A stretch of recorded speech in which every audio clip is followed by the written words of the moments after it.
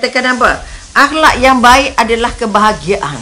Okey, adalah kebahagiaan yang tersendiri. Siapa punya akhlak baik bermakna dia sudah memiliki satu bahagian daripada kebahagiaan. Okay? Akhlak baik itu artinya dia tidak menyulitkan orang, tak menyulitkan diri sendiri. Kadang-kadang orang nak dikata baik menyulitkan diri sendiri, tapi hanya kan nak menyenangkan orang. Tak boleh juga. Maka kekuatan akhlak dengan ilmu mana lebih kuat?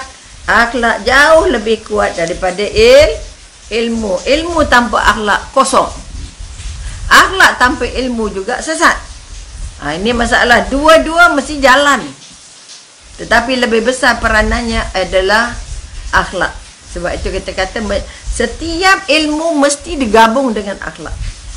Jika tidak, perangai kita, siapa pun kita, ustaz kecil ke, ustaz besar ke, bini ustaz ke, ustaz ke, okay. Kalau ilmunya bergantang-gantang, masuk TV pagi petang, berceramah sepanjang-panjang, tapi kalau tidak terpapar dalam akhlaknya sebagai akhlak yang baik, seluruhnya itu masuk sampah, masuk ke laut. Allah tidak terima. Allah tidak terima ilmu ataupun amal orang-orang yang melanggar perintah Allah, orang-orang yang tidak berakhlak. Sebab itu kita kata akidah syariah, akhlak mesti tergabung. Keyakinan dengan Tuhannya digabungkan dengan perintah-perintah Tuhannya yang dalam syariat-syariat, peraturan-peraturan, dan mesti diikat dengan akhlak. Sebab itu tiga benda ini sebagai bukti paling besar untuk kita melihat seseorang itu benar-benar beriman atau tidak. Orang sekarang mabuk cari ilmunya. Dengan ilmu dia dapat namanya, dipanggil dia ke sana ke sini, diangkat sebagai orang berilmu. Tetapi jika akhlaknya koyak, ilmu itu jatuh masuk ke longkang tanpa makna di mata Allah. Sebab itu tugas seorang mukmin, kalau melihat ada mukmin yang lain tergelincir akhlaknya, cepat-cepat tarik, cepat-cepat tegur, cepat-cepat bagi tahu supaya dia tak tergelincir jauh. Kita nanti akan jadi saksi. Kenapa kamu nampak dia beragam tapi kamu tak tegur? Akhirnya kita diheret sekaligus masuk ke neraka disebabkan dosanya. Dosa apa yang kita tak buat? Dosa tidak tegur dia. Biar dia marah, dia tegur. Jangan sampai Allah marah tegur kita. Ini prinsip-prinsip besar. Kita kadang-kadang takut itu hal masing-masing. Kan suaminya kan ustaz, dia orang tu dia kan ustazah, atau dia tu kan orang tahu, dia tu kan macam pandai. Dah, kita tak nafikan pandainya, hebatnya. Tapi kalau akhlaknya tidak terpapar sebagai akhlak yang baik, kita harus campur tangan, harus bagi pandangan dan nasihat, harus colek dia. Tak cantik ya, oh you ni isteri ustaz ni, kenapa perangainya macam ini? Ni kekuatan yang nak dibangun. Kenapa bercakapnya begini? Kenapa bergayanya begini? Kenapa sombongnya begini? Ini contoh-contoh yang kita nak pegang. Jadi akhlak yang baik itu sudah menjadi modal kebahagiaan yang sebenar. Okey, atau kita kata hakikat kebahagiaan itu sendiri. Tetapi kita kata akhlak yang buruk merupakan petaka-petaka, kemalangan-kemalangan dan bencana-bencana yang tidak berhenti, bertali arus dalam hidup. Kadang-kadang kita heran tengok kenapa orang ni dari susah-susahnya, susah dari muda sampai ke tua. Okay, kalaupun ada pangkatnya, kalaupun ada hartanya, kalaupun ada anaknya, semua yang dia miliki itu membuat dia sakit jiwa, membuat dia jadi penat dan jadi resah gelisah. Sebab itu sekali lagi mari kita tengok, kalau ada kemaksiatan kita dengan Allah. Bila sebut maksiat ni bukan dengan manusia saja, dengan Allah dulu.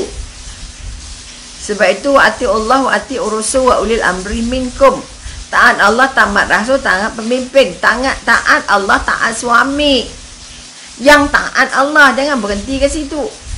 Taat suami yang taat Allah. Kalau suami tak taat Allah, kita nak suruh taat kok mana? Syurga mana nak datangnya kalau dia tak taat Allah? Syurga kamu itu ada di bawah telapak kaki aku. Wah, aku ni kan suami, pembekas syurga. Betul, kita tak nafikan. Tapi dianya mampu atau tidak untuk taat Allah? Sebab itu orang yang tak taat Allah sulit untuk dapat isteri yang mentaati dia. Ibu bapa yang tidak mentaati Allah sangat sulit untuk dapat anak yang mentaati dia. Ini masalah besar mengapa kita kata maksiat itu menjadi malapetaka dalam kehidupan. Menimbulkan kesulitan, bukan kesenangan. Sebab itu dapat duit tapi caranya salah. Duit itu buat jadi bala pada kita. Kan? Dapat nama tapi cara dapatnya itu berbayar sana sini. Okay, Umi adalah pengalaman dengan orang-orang yang bercerita, doktor saya bayar banyak ini untuk dapat pingat dia tu, untuk dapat gelaran dia tu, untuk dapat macam-macam. Okay, katakan saya bayar banyak ini untuk dapat projek ini. Salah, dapat projek yang tak halal dari awal. Sebab itu akhirnya hilang lingkup. Maka sekali lagi mari kita angkat bahawa kebaikan, akhlak yang baik itu modal pertama yang sudah menjadi hak untuk meraih kebahagiaan.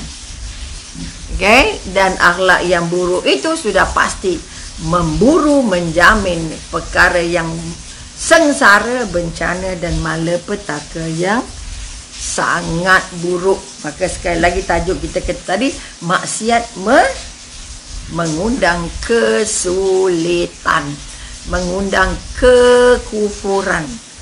Mari kita tengok sikit kata-kata Nabi menyebut sesungguhnya, okay, dengan akhlak yang baik seseorang itu mampu mencapai darjat yang sama dengan orang yang banyak solatnya dan banyak puasanya. Dengan akhlak yang baik, akhlak yang mentuankan Allah. Kadang-kadang kita ditengok orang baik, ya Allah, melayan kita setengah mati, tapi masa solat hilang. Agama kan hak masing-masing. Okay? Tapi sosialnya high class, layan orangnya high class, tapi layan Allahnya kosong juga. Tak ada juga lekat ibadahnya. Walaupun kata melayan tetamu itu pahala paling besar, tapi kalau sudah langgar Allah, pahalanya hilang, ibadahnya tertolak. Ini yang kita paling takut. Udahlah ibadah kita sikit, tertolak pula. Maka balik semak, kita termasuk dalam akhlak yang mana? Kita termasuk dengan akhlak yang baik. Kalau akhlak yang baik, dia mesti bahagia. Tapi jangan baik depan orang, setan belakang orang. Itu yang kita kata, ada wali Allah depan orang ramai, tapi ada wali setan di belakang bila dia bersendirian. Ini pun tak pakai juga. Ini tidak bermakna juga akhlak yang baik. Dia tu nampak baik je, santun je, lembut je, tapi belum tahu tu depan manusia, belakang manusia belum tahu. Ada banyak kes yang sudah memaparkan kisah-kisah ini. Okay? Jadi kita semak balik, kita ni baik depan orang ke belakang orang. Kita baik ni untuk cerita ke, untuk orang tengok ke, untuk orang bangga-bangga ke, ataupun untuk rasa dekat dengan Allah. Biar kamu tidak dikenali manusia di bumi, tetapi bila Allah kenal kamu, semua makhluk di langit akan kenal kamu. Ni kekuatan langit tu 7 lapis, buk. Macam-macam makhluk ada di dalamnya, terutamanya malaikat-malaikat.